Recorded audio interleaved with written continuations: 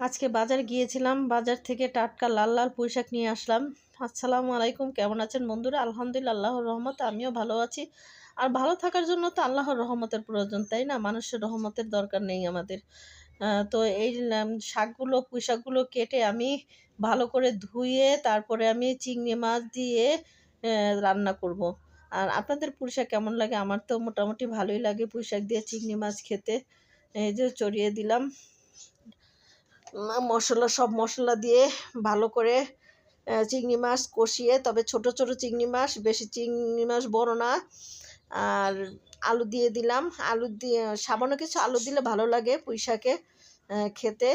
আর যে কোনো শাকসবজিতে আপনি হালকা পাতলা একটু আলু দিবেন, খেতে খুবই ভালো লাগবে। তারপরে ভালো করে নেড়ে কষিয়ে তারপরে ঢেকে দিতে হবে। আর আমি অনেক দিন ধরেই তাজা পুঁইশাক খুঁজছিলাম, লাল পুঁইশাকটা আমার বেশি ভালো লাগে, তবে খুবই আজকে সামনে পড়ে গেল, পেয়ে গেলাম লাল পুঁইশাকটা।